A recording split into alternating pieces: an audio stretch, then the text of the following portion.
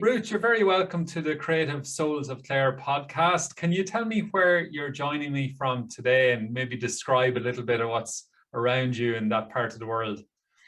Okay, sure. I'm up in East Clare, between Bodyke and Broadford. So it's kind of gentle drumlin country.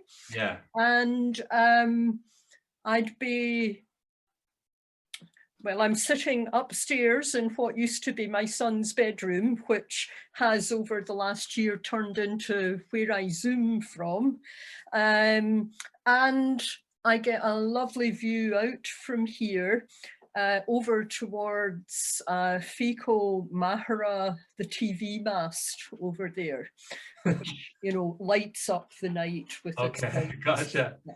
And so you mentioned you've been doing sounds like you've been doing a lot of Zooming there. Have you been Zooming around the world, or what has Zoom world been like for you? Oh, no, I haven't done an enormous amount of Zoom, I have to say. I joined a couple of courses. I learned a few things, kind of some essential skills that I needed when a lot of the arts projects I had lined up for working in schools or with groups, disappeared with the lockdowns. And then there was Clare Arts Office, I think, organised some courses online with, what's his name, Michael Fortune, on filming with your phone and making short videos and so on. So I took part in those, and and then made a few wee bits of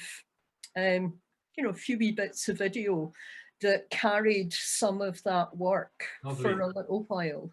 Lovely. So you're obviously a believer in the idea of lifelong learning. Would that be right? Oh yeah, I'd say so. Yeah. You're always kind of, well, you just reading more about you as well, you strike me as someone who's never going to be too idle. Like you're constantly kind of either learning or teaching in a way. I don't know if you consider yourself a teacher as such, but I think inadvertently, yes. Yeah. I suppose a lot of what I would do is facilitation. Yeah.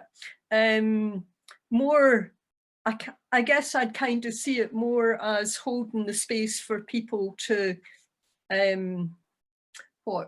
express their creativity in, rather than teaching the skills. Yeah. Some of my background would have been in kind of transpersonal kind of group work. And things like sacred dance, soul making, and so on. But creativity has always been like the red thread that kind of carries through most of what I do. When I hear you talk about transpersonal work and sacred dance, and then hearing your accent, I can't not help think of Findhorn in Scotland. Would you have any kind of links to that place? Yeah, well, sure. As a teenager, I would have heard about the enormous cabbages that they grew in Findhorn, and and about how their way of working in cooperation with the nature spirits and the elementals.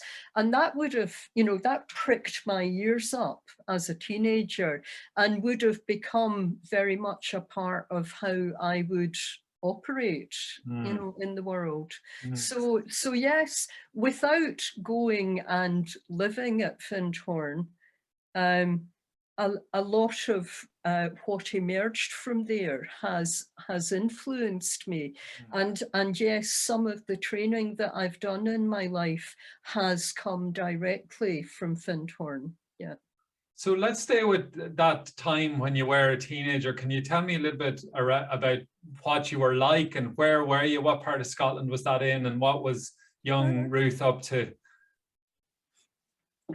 Well, I grew up in East Kilbride, which is a new town near Glasgow, you know, so here you could liken it to, say, Tala or Shannon, that kind of thing.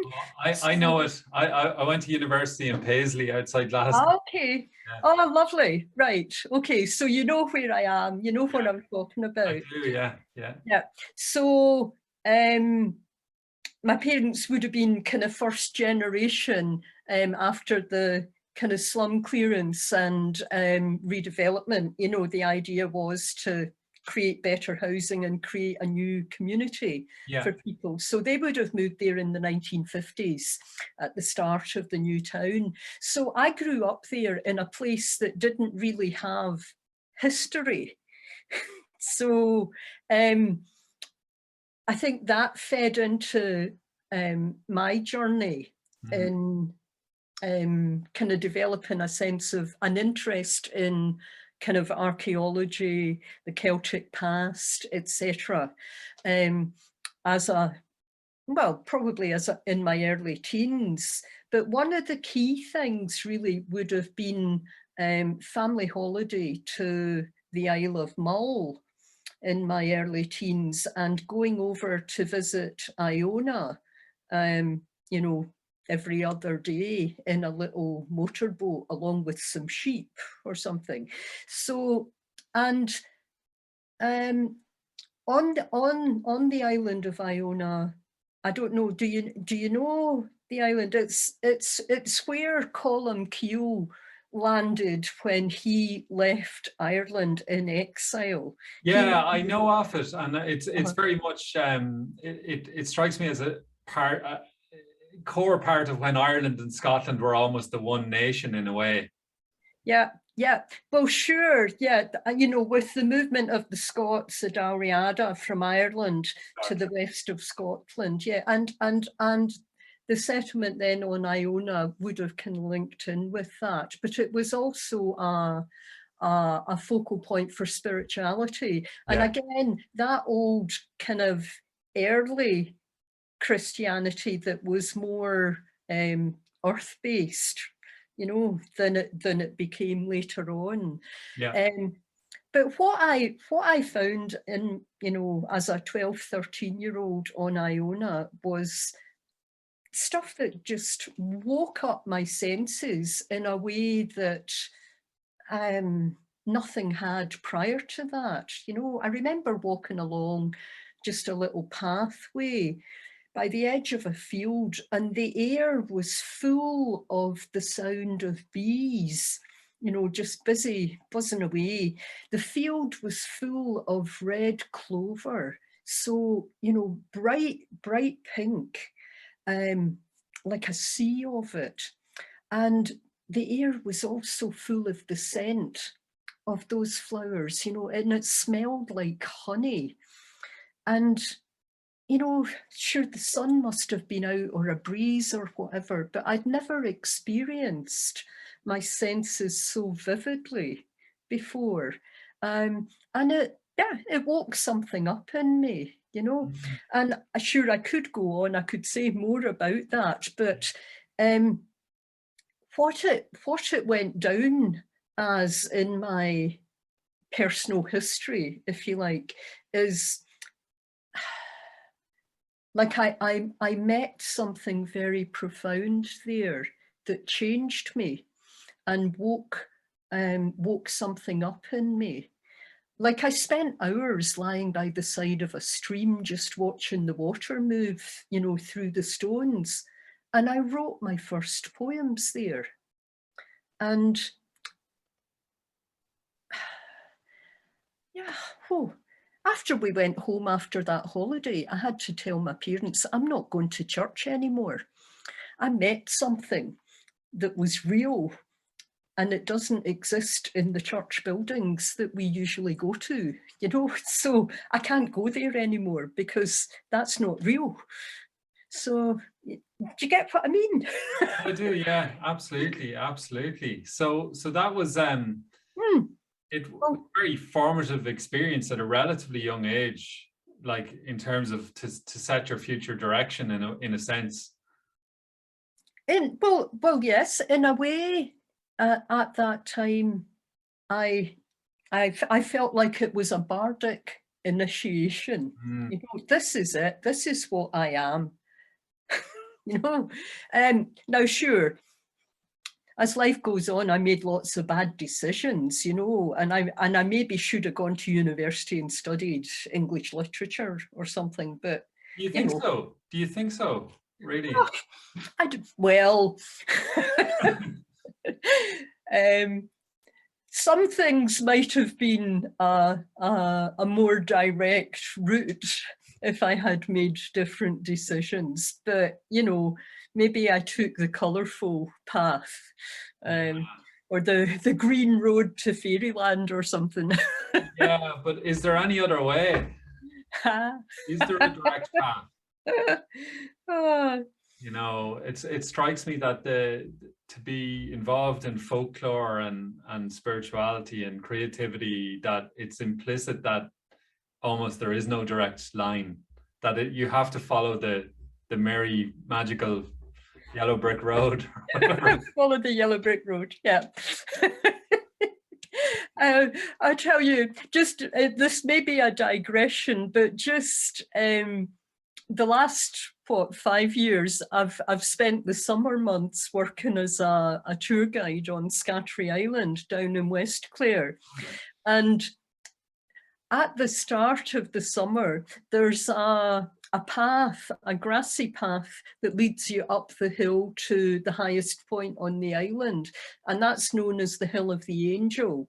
But that grassy path is covered in daisies, you know, so when you're walking up that path to Knocknanangle, the Hill of the Angels, you're walking this daisy path, which is just like that. I think that, yeah, that road to fairyland. Love it. So Ruth, tell me, so you didn't go to university then. What did you do from this point of transformation? Oh no, I did go to Oh, you university. did? Okay. I made a mess of my first year altogether. You know, I was studying maths, chemistry, and biology in my first year.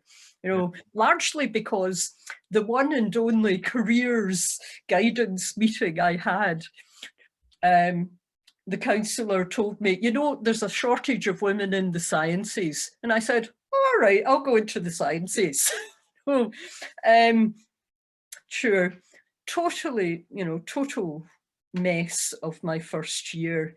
Too much of, you know, the sex and drugs and rock and roll, I think. And but at the end of that year, I changed tack and I carried on with the biology, and that I went on to botany to specialize more in plants. And I took up the archaeology course, because I realized I'd already read all those books anyway on the reading list, and a year of drama, you know, so an eclectic mix maybe, you know, but that's what I ended up doing there. And did you end up? Never worked in the field of it, Okay. you know, Right. but So take fast forward to post university. Where did life take you then? oh, well, I would have ended up in an area in the north of Scotland known as the Black Isle. This is just across the Moray Firth from Findhorn, actually, just to reconnect in there. And I would have spent some time there as part of the, well, firstly, I worked as a folklore collector, and then I became part of a worker cooperative running a whole food shop that served as a bit of a kind of alternative hub for the Highlands. And I suppose it's through that I would have, in the end, connected in a bit with Findhorn. I would have been involved in kind of the women's movement, the anti-nuclear movement, you know, all those things that were kind of big at that time. That's in the 80s. And there was one particular weekend in September one year. There was a what was called a Snowball Campaign was going on. People were camping, doing peace camps outside the gates of a number of different RAF bases around the whole of the UK. So myself and some other women were camped outside RAF Kinloss, just round from Findhorn. And it snowed all weekend and we were freezing. Oh my God. And, you know, a minibus came from Findhorn with women bringing us flasks of soup and saying, jump on the bus, come on back with us and have hot showers. And it was a beautiful introduction to, you know, the real sense of community and care, and kind of radiating love that there is from the Findhorn community. Yeah. So in a sense, activism was kind of a part of your life. Would you consider yourself an activist in that sense still, or then? Not really. I mean, as part of my own individual path, I kind of developed this concept of knitting the world better, is what I'd think of it as. It doesn't mean I need to be, well, I think at my age now, I mean, I'm 65 at the moment, and which is actually feels a lot younger than I would have imagined 65 to feel. But I don't need to be out marching and whatever, you know, I really feel that's something for a different part of one's life. I make things and I imbue those things that I make with what I feel is a healing presence, you know, and that's how I send out into the world to effect change. I think. I hope I'm not kidding myself with that now, you know. But for instance, here we go. Last year when we were in lockdown, I was given an alpaca fleece, and I, round about the same time, read something on Facebook that alpaca DNA was discovered to have something in it that would help, I don't know, somebody was testing and there was supposed to be something that would help, maybe not cure, but work with things like COVID. Oh, I actually read that in a national newspaper like 2 days ago, that really? nasal spray from alpaca DNA for COVID. Yeah, so. Well, there you go. So having encountered that and having acquired this alpaca fleece, I did a lot of spinning and I knitted myself my personal protective sweater. Oh yeah, like my anti-COVID sweater. Sure, that was last year's.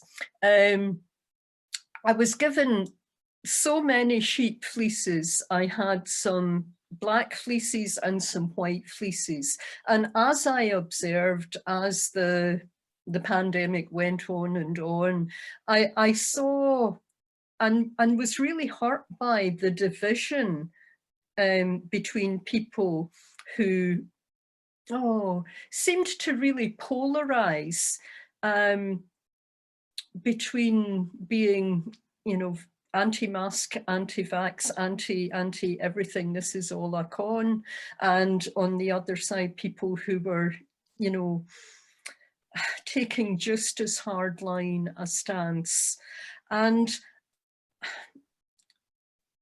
because people weren't meeting face to face, these were just causing divisions. And I felt this isn't helpful. this situation is not black and white. So I took my black and white fleeces and, you know, began to blend the fibers of each and I knitted my, well, I knitted my everything is not black and white sweater. You know, that was my, I suppose, my creative response to the division there. And so I wear that as a means of trying to bridge the divide between extremes, you know. And sure, it's not all just grey, it's, you know, it's variegated, I guess, rather than one, you know, just gone all grey and indistinct. There's lots of different shades in there. And I think, you know, we need to be able to acknowledge those different shades in all of our opinions and give each other space to be heard with them. Yeah, that idea of hearing different voices when perhaps we don't like those voices or they're uncomfortable. You did mention earlier about that the work around facilitation, for instance. So can you tell me when that first began in your life, or where you first experienced that of being involved in facilitated groups or circles and so on? Yeah, now when would that have happened? I mean, I suppose in the kind of early to mid 80s, when I'd have been part of things like what were at that time called consciousness raising groups, and would have been learning a bit about different healing, in inverted commas, I guess, methods. I suppose I would have been observing others' facilitation and kind of realizing the difference between that and being the expert teaching, you know. But it would have been quite a long time after that that I would have begun to hold space in that way myself. Probably late 90s or something like that. I'd say I would have started bits of training in sacred dance facilitation, soul making, etc., and the teaching of different types of energy healing. And I suppose the other thing as part of that was I kind of inherited the editorship of Network Ireland, a holistic magazine. Oh, yeah, I remember that. Yeah. Yeah, I remember your name from that time. I don't know, was it your mother? It was probably my mother or my father or both, because yeah, well, I was growing up in rural County Cavan, and there wouldn't have been a huge amount of access to alternative thinking or information. And I do remember seeing this magazine on the kitchen table, you know. Yeah, so, you know, so that would have been another of the ways my kind of holding the threads together. Yeah. Like, you know, for others to do the good work in the world, I think, you know, I didn't need to be the one who was doing it if I could just hold the space for it. Yeah. It's a really powerful role. I think sometimes it's often referred to, or could be referred to, as servant leadership, where one is serving from behind, in a sense, and that often we understand leadership as the person up front, but it's so important that somebody stays behind and keeps the ship fueled and so on. And that's a nice way of seeing it. And certainly in my years in that role, I was aware that I was invisible, you know, and I know if I was out and about at workshops or whatever, and people would hear my name, they'd say, "Oh, I know you, you're so-and-so," and they'd think they knew me. Mm. And I realized, no, but you don't know me, because I keep myself out of it. I hold this. Yeah. So, interesting. Yeah, and then I'm quite struck by the fact that you've, in essence, had a direct influence in my upbringing. There you go. And no doubt many others. And I suppose that's, the essence of a lot of cultural work, is that we don't always see or know the impact, and have to almost trust that if we show up with integrity and the right intention, then, and the work is of a sufficient standard, that it will ripple out and take whatever form it takes. Yep. And and there's something kind of magical about being able to just remain invisible in that way, and just let the work happen, let the work spread, let the cloak spread, like Bridget's cloak. Yeah. Yeah. And I suppose even particularly now, well, we've always had it, but the idea of a kind of individualistic society where the cult of the individual is revered, and maybe everybody wants to be a hero, or that the aspiration is to be seen and to be known, but what that can engender is a very ego-based society. Well, I think we kind of need a balance between those, where the individual can be seen. Absolutely. When it's, the important moment for that. But so long as we can keep that ego aside, there's nothing wrong with ego and having a healthy ego. That's about presence and being able to kind of stand up in the world and say, this is what I am. But I know when it gets into something beyond that, and I suppose it becomes narcissistic, maybe. Yeah. I once heard the term around facilitation of, when you're introducing a group, that you sometimes encourage the quieter people to step forward and the louder people to step back. And it's to know when to step forward and to know when to step back. And I guess in any lifetime, we have a time where we step forward or are asked to, or, that there is a time for the individual. And I think that sometimes the collective societies perhaps repress the individual as well, that we can romanticize collectivism. Oh, what comes to mind for me here just now is my son's experience. How old are you, Rory? I can't divulge that now. I'm 43.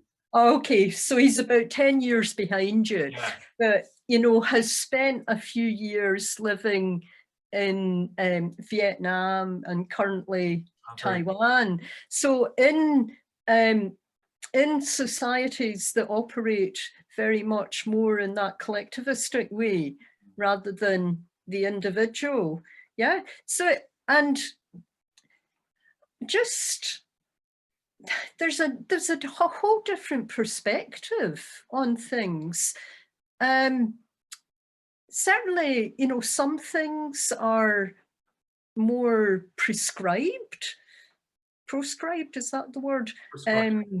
Restricted and limited. You have to exist within these narrow guidelines. But yeah, at the same time, when it came to when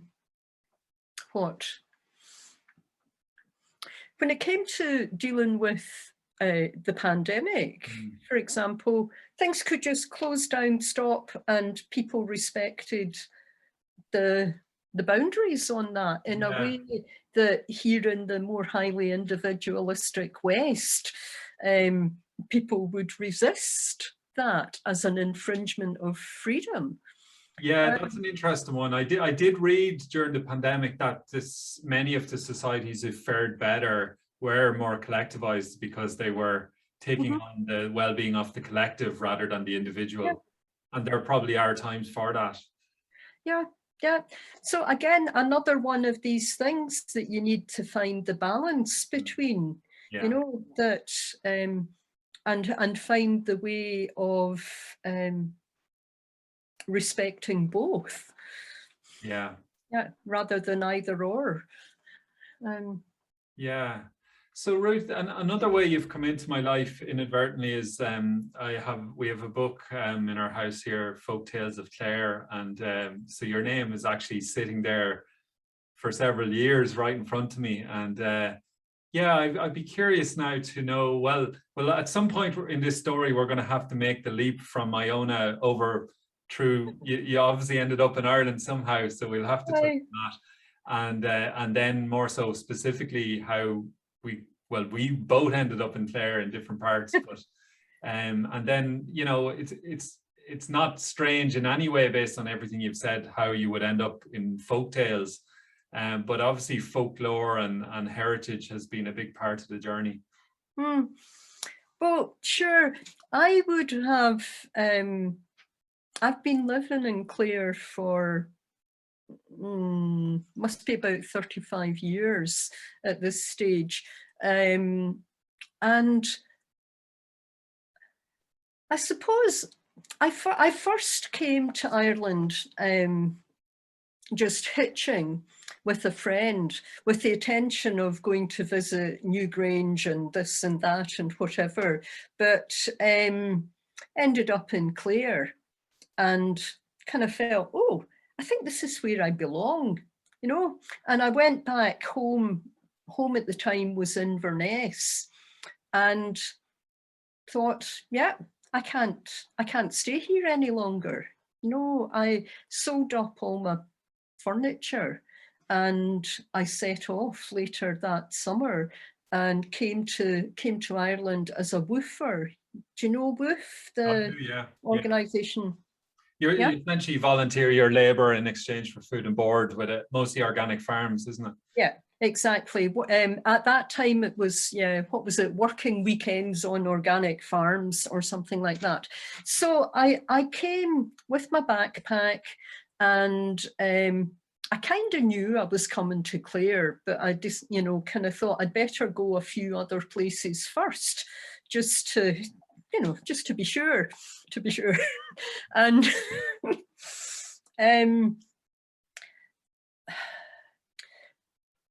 the one place that I was going or was hoping to go said, oh, well, we can't take you, but this friend of ours might. So, you know, I wrote to them. Of course, we didn't have email, we didn't have Zoom, etc. back then. You did it all by writing letters to each other.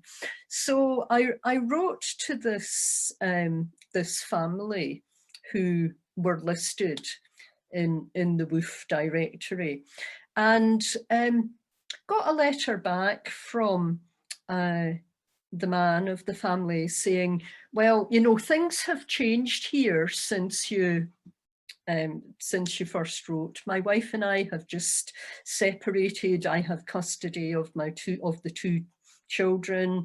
I'll understand if you don't want to come, but, you know, but you're very welcome anyway. And then there was a PS at the bottom. PS, there's a group of us here talking about starting a school.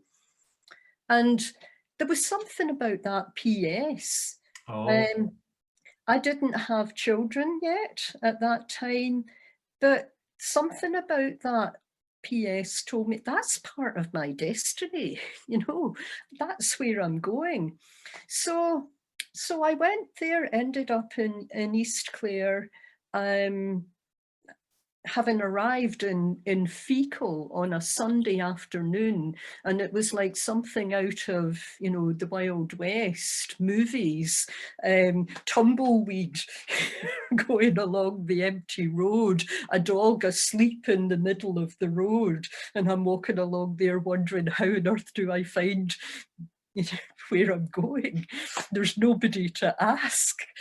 But sure, ended up there, and with this group of people who were planning to start a school because their kids needed it. They weren't thriving within the current system. So that was Cooleenbridge School that became Raheenwood Steiner School. So again, that would have been something that, you know, had a big influence on me in a way, and being part of the growth of that. My son, when he was born, he went through the Steiner School, and I later did the training as a Steiner kindergarten teacher. Not that I ever became one, but, you know, the training was interesting. Yeah, I've certainly heard of that school, and I suspect that it was possibly one of the first in Ireland, was it? It was, yeah. There was a Steiner school in Hollywood in the north, but Cooleenbridge, yeah, was the first in the Republic. Yeah. And then now we have a Steiner school in Ennistimon, which I'm sure was in part at least influenced by yours or connected in some way. And I think they can be so instrumental in revitalizing communities as well. Like I know the one in Ennistimon has brought so many families and young people into the locality. Mm-hmm. Yep. Yeah, I'd agree, you know, and I think anybody who chooses to send their kids to a Steiner school is going on a journey of initiation themselves. You know, it's part of the trying to work together consciously as community. You're going to be faced with your own shadow, you know, and you're going to see that projected onto teachers or other parents or whatever around you, but you're going to be challenged to deal with that, you know. Yeah. Yeah. The way that the curriculum is planned for or the primary curriculum anyway in a Steiner school, it takes kids through kind of like a journey of evolution, and they learn particular skills at particular ages, you know, over the course of what ideally would be their 7 years in primary. Now, I didn't really know anything about that when I arrived. I learned as, I suppose, really as my son went through the school, you know, could see the benefits of what of the way that the system worked. Now, I think it's maybe a little different now that you know, that some of the Steiner schools have state funding and so have to conform to aspects of the national curriculum. I mean, you can do that, I think, but it might change the nature of it. Yeah, so when you said you observed sort of benefits to the young people or even your son, what would you say are those benefits, and how do they specifically then relate to, for instance, creativity and people finding their own creative spark? It's just what I observe from him and, you know, and friends' kids who went through the Steiner school as well. I see them as the adults they are now, having arrived there with a much better sense of who they are and how to be in the world.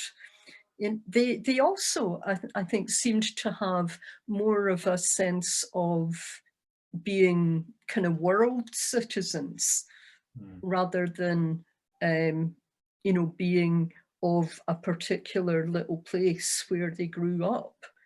You know, that I think would have affected me and my generation. You know, they, I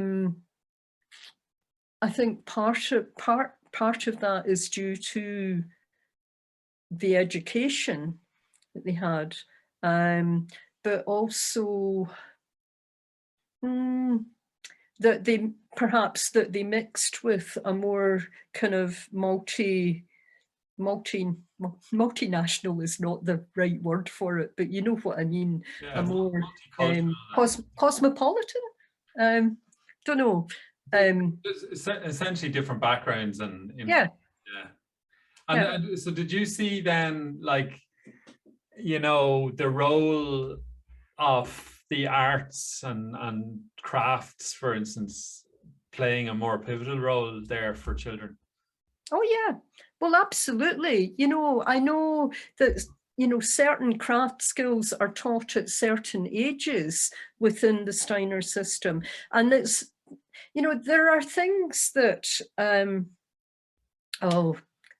I haven't got the facts at my fingertips here just now, but I know there are certain things that happen in child development at certain ages, and the use of the fingers, the use of the hands to carry out specific tasks relates to this in some ways. Learning about knitting and crochet and whatever gets the fingers moving. You know, nowadays so many kids only use their fingers and thumbs to work keyboards. Yeah, you know, point, yeah. But working with wool is so much more than that. You know, it's more than just making something. It's experiencing warmth in the texture of it, and winding in particular directions kind of mimics something that's going on internally in the development of the young person. And then, you know, when they get on to sewing and they do cross stitch at a particular age, and there's something there that they do about mirroring what's going on one side to what's going on the other. You know, it's like seeing, you can imagine the spine as the midline, and so you're bringing things into balance by being able to mirror what's going on the other side. I don't know enough about that, I'm afraid. Yeah. But, no, very interesting. And just moving back to your own life, Ruth, and your own work, specifically then, you've now got, I think, 3 books. Clare Folktales, Limerick Folktales, and let me think what the other one was. Irish Festivals, was it? Yeah. So at what point did you start writing, and why did you start writing? I've always been writing. I mean, it's just something I've always done. You know, and I suppose at some point in my life it was writing articles for magazines. Other points in my life it was writing poetry, etc. But the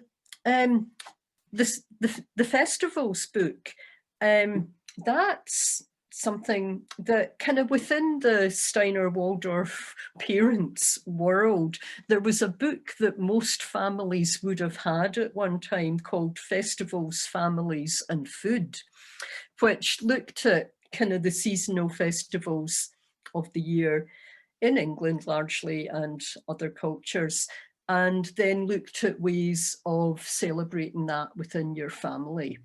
And so I had a copy of that. You know, we all had a copy of that. And at a certain point, what had I been doing? I think I'd had a year working as an instructional designer. So that, you know, what that meant was I was writing the text for some online training. And I think it was probably the first job I got paid really well for. That was working for an American company who had a bit of a base in Limerick. But over the course of that year, all of my energy was going into writing this stuff for money. Yep. And I realized my own writing is suffering because of this. I've no time to do my own writing. Oh, wish this would come to an end. So I've only just had that thought, and then I get a call telling me, can you come to an emergency meeting tomorrow? So at the emergency meeting, it's announced to myself and the other outsourced workers, we're terminating your contracts. And everybody else's faces were tripping them, and I'm thinking, yay, you know, time to focus on my own writing here. So the very next thing is I go home and I read a newsletter that has come out from the Steiner School. And there's an advert there for this publisher in England, Hawthorne Press, was looking for copy editors. And I thought, oh, well, I could do that. You know, I've just been working for this crowd. I've been working remotely for them. I could work for them from here. So I got in touch, told them a bit about myself, my background, what I'd been doing up until then. And they got back in touch with me and they said, don't think we want you as a copy editor, but what would you think about, you know, we have this series of books about celebrating festivals. What would you think about writing our Irish festivals book? And I said, yeah, I've thought about that many times, you know, thanks for asking. So I had the contract to write the book and, you know, and just took it from there. That really strikes me that whether it's subconscious or universal or whatever's going on there, that, you know, at some level of your being, you didn't consciously dictate that you wanted to write the festival's book, but you had created all these conditions that teed it up perfectly. Yep.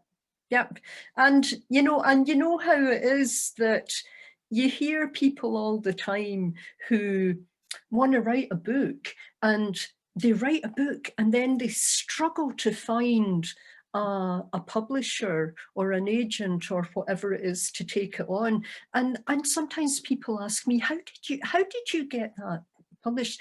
And I say, it didn't work that way for me, you know. Yeah. I was presented with an opportunity because all the bits were there in place. All the bits were there. Yeah. In fact, like I won't dwell on it, but my own book got published. Anyway, I'll try and be brief about this, but it got rejected by all the main Irish publishers, and then I decided to self-publish.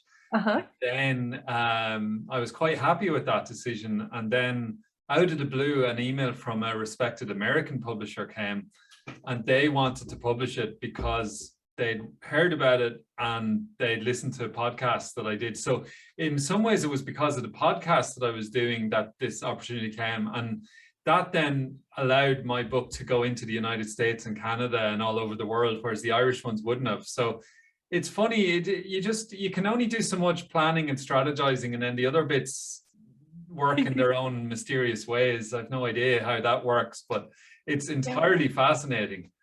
Yeah, I mean, something similar happened with when it came to the folktales books. I'd been working as a storyteller for a while in schools and museums and so on. And I got a phone call one day from a friend who was a storyteller in Leitrim, and phoned me up to say, I've just heard there's this crowd, they're bringing out a folktales book for each of the counties in Ireland. they've done the same, or they're doing the same in the UK, but they're doing this in Ireland now. And blah, blah, blah, blah, blah. I'm going to do the Leitrim one, she says. Why don't you get in touch? You could be doing the Clare one. So There you go, yeah.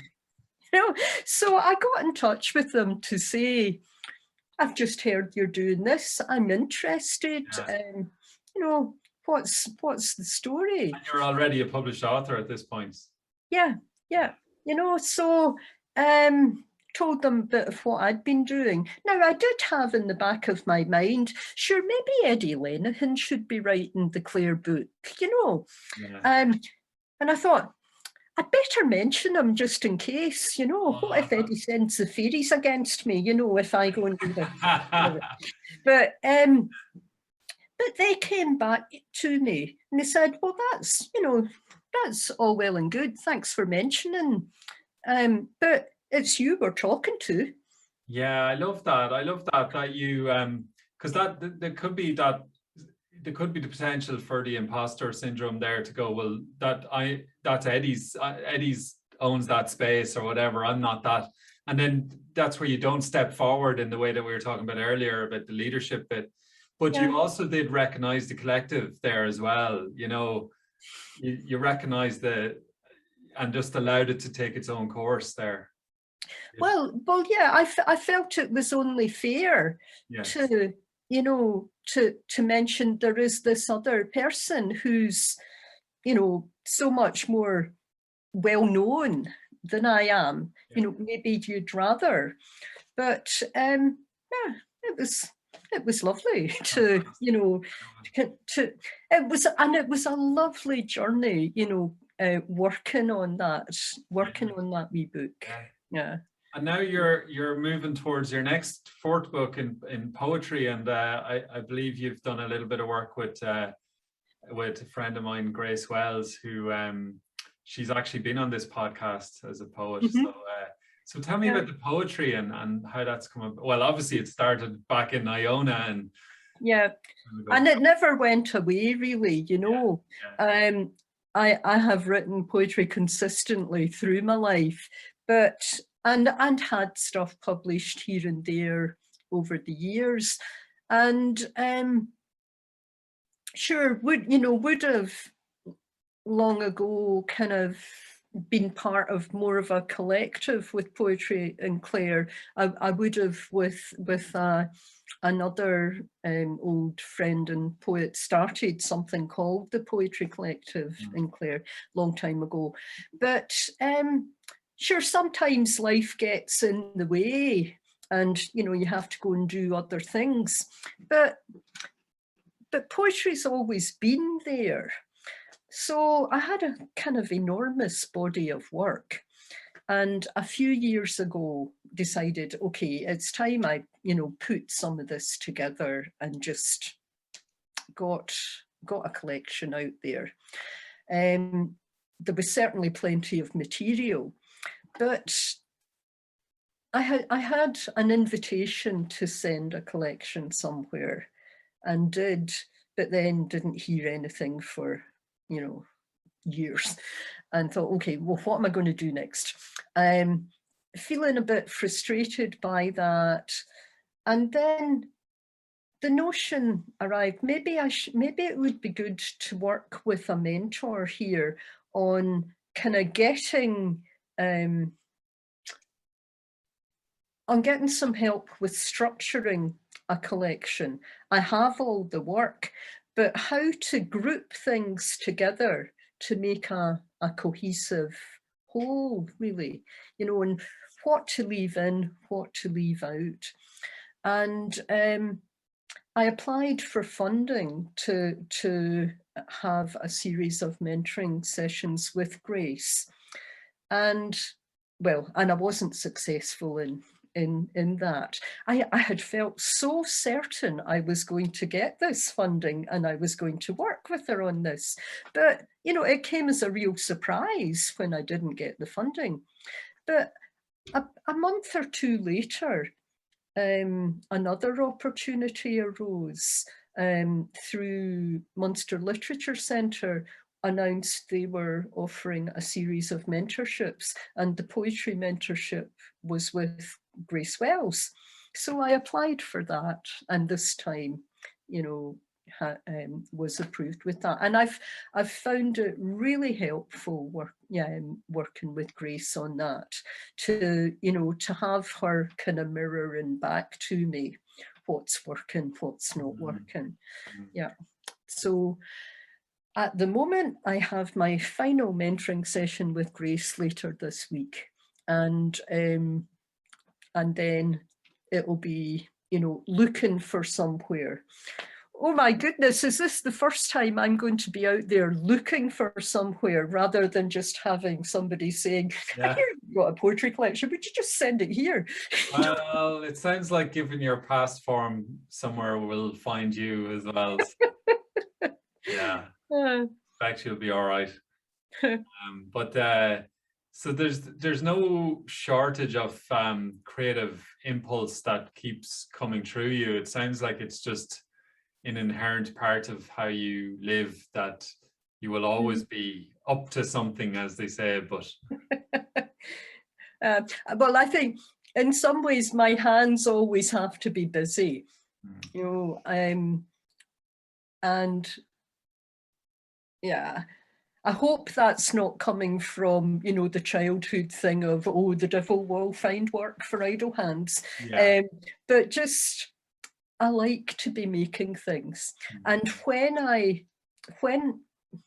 there are times in my life when I can't seem to focus or things don't seem to be working, my kind of default position is make something, you know, and then at least I'm doing something useful. And so, yep. So I end up with socks and jumpers and whatever as what. I like that. And so would you say that, you know, that there are times where frustration or feeling low or down could come about, and that you do actively channel that sort of sense into that, like almost creativity as a antidote for, you know, I know what the opposite of depression is, but it's like creation could be the opposite of depression in a sense. Yeah. Well, it works for me as a, you know, as a way of working through something as well. Yeah, that it's like taking I don't know, taking the rubbish and sifting through it, and, you know, finding the bits of gold in amongst it. Yeah, I guess. I love that. Well, that feels like a great note to end on, Ruth. And I've really enjoyed this hour together now, and I'm sure lots of people will as well. So thanks so much, Ruth, and best of luck with the poetry book. I've no doubt it'll fly out the door. Encourage everyone. Thank you very much. It's been lovely chatting with you, and I hope we'll meet up for real sometime. Yeah, non-Zoom world, yeah. Yeah, and that's great. I'll tell my parents as well about the Network magazine, and yeah, that's great to join those dots. I'm sure you've as I said earlier, you've influenced a lot of households unbeknown to them and you sometimes, but there's the magic. So onwards. Thank you again, Ruth. thank you. Bye-bye. Bye.